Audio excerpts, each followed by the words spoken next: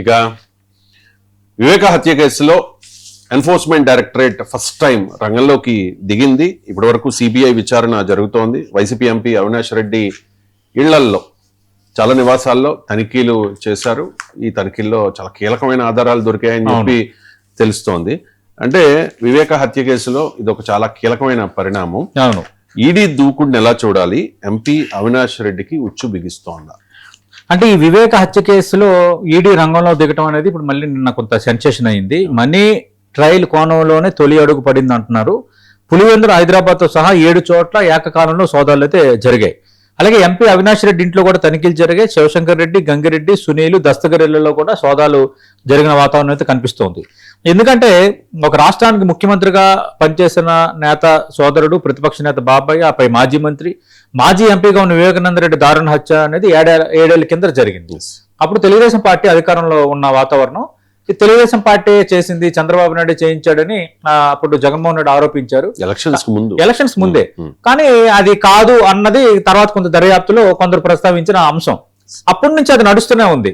YS వివేక హత్య case అనేది ఇంకా క్లోజ్ అయిపోయింది, ఇంకా అయిపోయింది, జగన్మోహన్ రెడ్డి మెడకి చుట్టుకుంది, ఇంకా వాళ్ళందరూ హస్తం ఉన్నట్టుగా తేలిపోయిందని రకరకాల ప్రచారాలు, రకరకాల వార్తా కథనాలు వచ్చాయి. సీన్ కట్ చేస్తే మళ్ళీ చాలా మంది అంటున్నారు మళ్ళీ మొదటికి వచ్చింది అని. వైఎస్ సునీత చివరికి కోర్టులు కూడా మార్చాలని ప్రయత్నం చేశారు, సుప్రీంకోర్టుకి వెళ్లారు. ఆ ప్రయత్నాలు ఆమె చేస్తూనే ఉన్నారు. కానీ ఎక్కడ కూడా మళ్ళీ ఎక్కడ వేసిన అడుగు అక్కడ అన్నట్టుగా ఆ దర్యాప్తు కొనసాగుతోంది. ఇది కొంత వైఎస్ఆర్ కాంగ్రెస్ పార్టీకి బలంగా మారిపోయింది. ఇన్ని ఆరోపణలు చేశారు, మా హస్తం ఉందన్నారు, మరి ఏంటి ఏమి తేల్చలేకపోయారని. ఇప్పుడు లేటెస్ట్గా ఏంటంటే కొత్తగా ఈ ఈడీ అనేది ఇక్కడ చర్చ జరుగుతోంది. ఈడీ రంగంలో దిగడానికి సంబంధించి కొన్ని అంశాలు అయితే ఇప్పుడు తెర ముందుకు వస్తున్నాయి. ఈడీ సోదాలు ఏంటంటే ఈ హత్య వెనుక భారీగా డబ్బులు చేతులు మారాయి, అలాగే ఆ డబ్బు ఎక్కడి నుంచి వచ్చింది, ఎవరికి చేరింది, ఎవరి ద్వారా చెల్లింపులు జరిగాయి అనేది ఇప్పుడు కీలకంగా ఈడీ దర్యాప్తులో తెలియబోతుంది. అంటే ఈ హత్యకు సంబంధించిన నేరపూరిత కోణం పైన ఎక్కువ చర్చ జరిగితే ఇప్పుడు ఆర్థిక లావాదేవీల కోణంపై కూడా ఈ చర్చ జరగటం అనేది కీలకమైంది. దీనికి సంబంధించిన ఆధారాలు బయటపడితే మాత్రం హత్య వెనుక ఉన్న వ్యక్తులు ఎవరు, లేదంటే ఆ డబ్బులు పంపించిన వ్యక్తులు, ఈ చేతులు మారిన వ్యవహారం, వీటి వెనక ఎవరు మాస్టర్ స్కెచ్ ఉంది, ఎవరు మాస్టర్ మైండ్ ఉంది అన్నది అయితే ఖచ్చితంగా తేలే అవకాశం ఉంది. కాబట్టి కొంత ఇది కీలకమైన టర్నే వివేక హత్య కేసుకు సంబంధించి. అలాగే సుపారీగా చెప్పబడుతున్న భారీ మొత్తాన్ని కనుక ఆధారాలు దొరికితే ఆ డబ్బు ఎక్కడి నుంచి వచ్చిందన్న ప్రశ్నకు సమాధానం వెతకడం అయితే చాలా కీలకంగా మారుతుంది. అందుకే ఇప్పుడు ఎంపీ అవినాష్ రెడ్డి ఇల్లు, కార్యాలయాల్లో సోదాలు చేశారు. అలాగే మిగతా వ్యక్తులు నేను ప్రస్తావించినట్టుగా శివశంకర్ రెడ్డి, గంగిరెడ్డి, సునీలు, ఈ దస్తగిరిలలో కూడా మొత్తం అటు సోదాలు అయితే నిర్వహించారు. టీ తుమ్మలపల్లిలో ఎర్ర గంగిరెడ్డి ఇళ్లలో కూడా సోదాలు నిర్వహించారు. అలాగే ఎంపీ ఇంటికి అక్కడ తాళం వేస్తుంది, ఆయన చిన్నాన్న మనోహర్ రెడ్డి వచ్చి తాళం తీయడంతో అధికారులు లోపలికైతే వెళ్లారు.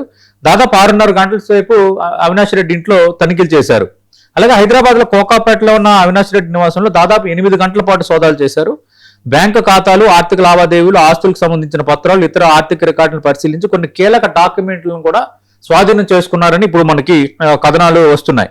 అలాగే హైదరాబాద్ లోని మై హోమ్ అవతార్లో శివశంకర్ రెడ్డి ఉన్నాడు. ఆ శివశంకర్ రెడ్డి నివాసంలో కూడా సోదాలు జరిపి కొన్ని డిజిటల్ ఆధారాలు సేకరించినట్టుగా ఈడీ అధికారులు ఒక ప్రకటన అయితే రిలీజ్ చేశారు. దస్తగిరి ఇంట్లో కూడా దాదాపు 7 గంటల పాటు అయితే విచారణ చేశారు. అలాగే వివరాలు రాబట్టడమే కాకుండా 1400 పేజీల డాక్యుమెంట్లు కూడా ఇప్పుడు అధికారులు స్వాధీనం పరుచుకున్నారు. ఎందుకంటే దర్యాప్తు సక్రమంగా జరగటం లేదు వివేక హత్య కేసులో అంటూ వైఎస్ వివేక కుమార్తె సునీత రెడ్డి ఈ నెల 8వ తేదీన భారత రాష్ట్రపతి ద్రౌపది ముర్ముకి కలిసి ఆల్రెడీ ఒక వినతి పత్రం ఇచ్చారు. డబ్బు మూలాలు, మనీ ట్రయలు, హత్య వెనుక ఉన్న విస్తృత కుట్ర, కీలక వ్యక్తుల కదలికలపై దర్యాప్తు చేయాల్సిన అవసరం ఉందని ఆమె అందులో ప్రస్తావించిన నేపథ్యం అయితే ఉంది. ఈ పరిస్థితుల్లో ఈడీ దర్యాప్తు ముమ్మరం చేసినట్టుగా కొందరైతే కారణాలు చెప్తున్నారు. ఏదేమైనా సిబిఐ ఎఫ్ఐఆర్ ఛార్జ్షీట్ల ఆధారంగా మనీ లాండరింగ్ కోణంలో తాము దర్యాప్తు చేసినట్టుగా ఈడీ చెప్తోంది. ఒకవేళ దీనికి సంబంధించిన ఆధారాలు దొరికితే గతంలో ఆరోపణలు ఎవరి మీద అయితే ఉన్నాయో, ఎవరి దృష్టికోణంలో, ఎవరి ప్లాన్ లో ఇదంతా జరిగిందన్న దానిపైన అలాంటి ఆధారాలు దొరుకుతాయా అన్నది కొంచెం ఆసక్తికరమే. కానీ అనుకున్నంత స్థాయిలో గట్టిగా ఇది జరగలేదు, నత్తనటుకుని సాగుతుందన్న చర్చ అయితే పబ్లిక్ లో ఉంది.